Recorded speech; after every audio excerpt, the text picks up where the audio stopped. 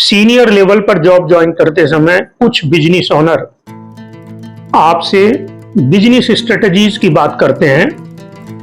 फिर भले ही आपने शॉप फ्लोर ऑपरेशन में काम किया है, मार्केटिंग का आपको कोई अनुभव नहीं है। मैंने भी जब एक अंतराल के बाद कुछ इंटरव्यू दिए तो वहाँ पर बिजनेस ओनर ने मेरे से बिजनेस बढ़ाने की बात बोली। इंटरव्यू खत्म करने के बाद लौटकर मैंने बिजनेस के एक महत्वपूर्ण तथ्य पर कुछ रिसर्च करने की कोशिश की। जब मैंने ध्यान से सोचा तो कुछ कंपनियां मेरे जहन में आई, जैसे एप्पल, अमेजॉन, नेटफ्लिक्स इत्यादि,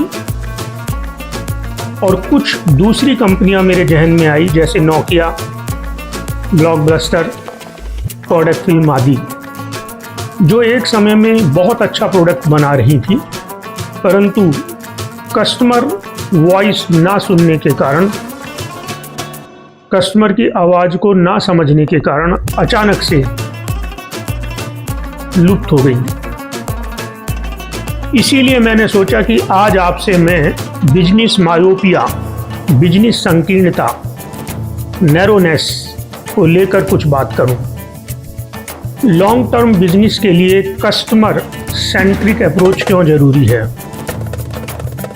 कस्टमर सेंट्रिक अप्रोच का मतलब है कि बिजनेस की सभी एक्टिविटीज़, बिजनेस के सभी डिसीजंस और बिजनेस की सभी स्ट्रेटजीज़ को कस्टमर की नीड, डिजायर और एक्सपेक्टेशंस के बेस पर डिसाइड किया जाए, और इसके साथ ही साथ कस्टमर की नीड, एक्सपेक्टेशंस और चैलेंजेस को फोकस में रखा जाए। किसी भी कंपनी के लिए ये चार चीज़ें बेहद ज़रूरी हैं। सबसे पहले है कस्टमर सेटिस्फैक्शन, सेकंड है loyalty and long term association, third है टू रिमेन कॉम्पिटिटिव, फोर्थ है innovation to promote the product. उदाहरण के लिए एप्पल जैसी कंपनी अपने प्रोडक्ट के साथ साथ कस्टमर के एक्सपेक्टेशंस और इकोसिस्टम पर फोकस करता है। अमेजॉन भी अपने कस्टमर के कंफर्ट को ध्यान में रखकर अपनी सर्विस की स्ट्रेटजी को डिसाइड करता है। मार्केटिंग मायोपिया मतलब बिजनेस की संकीर्णता, narrowness of the business. Theodore Levitt कहते हैं कि काफी कंपनियां अपने को सिर्फ प्रोडक्ट मेकिंग तक लिमिट कर देती हैं। अगर हम एज ए बिजनेसमैन अपने को सिर्फ प्रोडक्ट बनाने तक सीमित कर देते हैं तो हम फ्यूचर में कस्टमर की नई रिक्वायरमेंट और एक्सपेक्टेशंस को कैप्चर नहीं कर पाएंगे। बिजनेस संकीर्णता इसी बात को कहती है कि हम काम धंधे के अंदर सिर्फ प्रोडक्ट ओरिएंटेड हो जाते हैं। प्रोडक्ट का प्रोडक्शन, प्रोडक्ट की क्वालिटी और टाइमली डिलीवरी पर फोकस करते हैं। कस्टमर की नीड, उसकी एक्सपेक्टेशंस, बदलते हुए मार्केट ट्रेंड और न्यू टेक्नोलॉजी हमारे ध्यान से हट जाती है।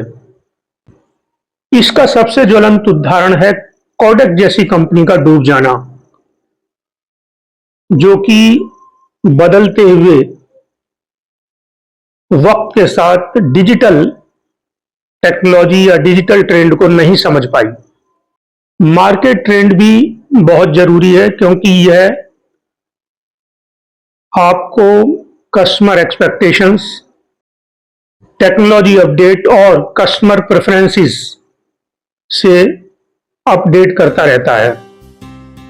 प्रोएक्टिव अप्रोच में आप समय से पहले सोचते हैं, जैसे नेटफ्लिक्स ने डीवीडी रेंटल से बिजनेस को डिजिटल स्ट्रीमिंग में चेंज किया।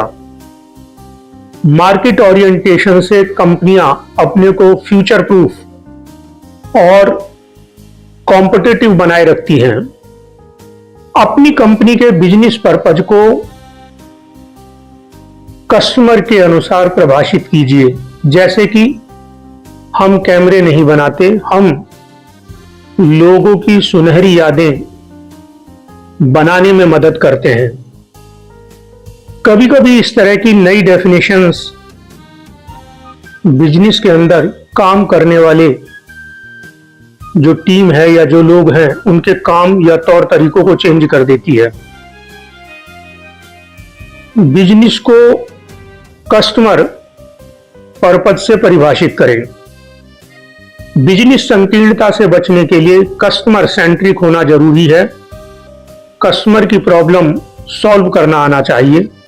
कस्टमर की प्रॉब्लम सॉल्व करना ही बिजनेस का उद्देश्य होना चाहिए। मार्केट चेंज और वैल्यू प्रोपोजिशन को समझना जरूरी है। बिजनेस का उद्देश्य टारगेट कस्टमर की स्पेसिफिक प्रॉब्लम का कंप्लीट सॉल्यूशन होना चाहिए। जो कंपनियां कस्टमर की प्रॉब्लम को सॉल्व करती हैं वो कंपनियां कस्टमर से कनेक्ट होकर कस्टमर के लिए उपयोगी प्रोडक्ट बनाती हैं। मार्केट शिफ्ट और अप्रोच को मॉडिफाई करना होगा। मार्केटिंग मोपिया में प्रोडक्ट सेलिंग से ऊपर उठकर कस्टमर की प्रॉब्लम सॉल्व करना ही मेजर टारगेट है। Thank you very much.